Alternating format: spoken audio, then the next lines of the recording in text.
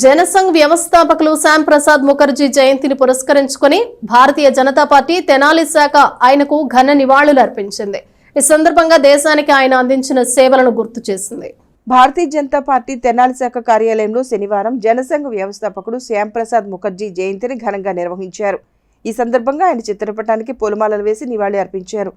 పట్టణ శాఖ అధ్యక్షుడు అడపా సంపత్రాయుడు ఈ సందర్భంగా మాట్లాడుతూ 1901లో కలకత్తాలో జన్మించిన శ్యామ్ ప్రసాద్ ముఖర్జీ దేశ శ్రేయస్సు అభ్యున్నతి కోసం ఆయన చూపిన విధానం అత్యుత్తమైనదని అన్నారు. దేశంలో 2 జెండాలు ఉండకూడదని, 2 ప్రధానులు ఉండకూడదని, 2 సుప్రీంకోర్టులు ఉండకూడదని అన్నారు. భారతదేశం ఎప్పటికైనా విశ్వానికి గురువు కావాలన్నది ఆయన లక్ష్యమని, ఆ దిశగానే భారతదేశంలో ప్రధానమంత్రి మోడీ పాలన కూడా కొనసాగుతోందని అన్నారు. 370 ఆర్టికల్ రద్దు చేయటం శ్యామ్ ప్రసాద్ ముఖర్జీకి ఘనమైన నివాళి అర్పించటమేనని అడపా సంపత్రాయుడు పేర్కొన్నారు.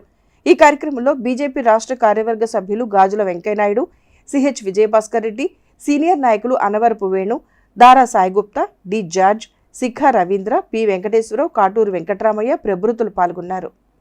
భారతీయ జనతా పార్టీ మాతృ సంస్థ అయిన జనసంఘ్ వ్యవస్థాపకుల్లో ఒకరైన శ్రీ శ్యామ్ ప్రసాద్ ముఖర్జీ గారి యొక్క జయంతి ఈరోజు.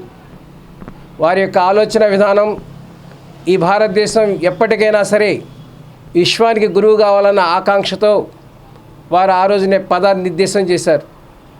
అటువంటి నాయకుని ఆలోచనలో ఈనాటి భారతీయ జనతా పార్టీ ప్రభుత్వం కూడా నడవడం చాలా సంతోషదాయకం. 1901లోనే కలకత్తాలో జన్మించిన శ్యామ్ ప్రసాద్ ముఖర్జీ అత్యంతమైన ఉన్నతమైన చదువులు చదివి భారతదేశంలో ఉన్న తొలి క్యాబినెట్లో కూడా మంత్రి పదం చేసి ఈ దేశంలో 2 జెండాలు, 2 ప్రధానులు, 2 సుప్రీంకోర్టుల విధానాన్ని వ్యతిరేకిస్తూ తన యొక్క పదవికి రాజీనామా చేసి ఆ రోజునే వ్యతిరేకించిన ఆ ఆర్టికల్ 370ని ఈ రోజునున్న భారత ప్రధాని నరేంద్ర మోడీ గారి నాయకత్వంలో ఆ ఆర్టికల్ 370ని తొలగించడం వారికి ఇచ్చిన గొప్ప నివాళిగా మేము భావిస్తాం. ఈరోజు శ్యామ్ ప్రసాద్ ముఖర్జీ గారి జయంతిని జరుపుకోవటం మన అదృష్టం. వారు 1901 జూలై 6వ తేదీన జన్మించారు కోల్కత్తాలో. ఆనాడే వారు రాజకీయ జీవితాన్ని ప్రారంభించిన తర్వాత కాంగ్రెస్ పార్టీలో ఉండి కేంద్ర మంత్రిగా కూడా పనిచేశారు. ఆ తర్వాత వ్యతిరేకించి జవహర్లాల్ నెహ్రూ గారితో ఈ దేశానికి తలమానికమైనటువంటి జమ్మూ కాశ్మీర్ని ఈ సరిహద్దులు సరైన విధంగా ఉండాలనేటటువంటి సదుద్దేశంతో ఆ రోజే ఆయన ముందుకు నడిచినటువంటి మహోన్నత వ్యక్తి. వారు చేసినటువంటి సేవలు మరువలేనివి.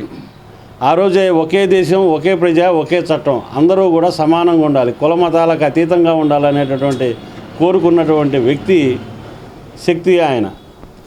వారి అడుగుజాడల్లోనే నేడు భారతదేశంలో ఉన్నటువంటి కేంద్ర ప్రభుత్వం నడుస్తుంది. వారు ఆచరించినటువంటి బాటలోనే నేటి యువత నడవాలని కోరుకుంటూ నాకు ఈ అవకాశం ఇచ్చినందుకు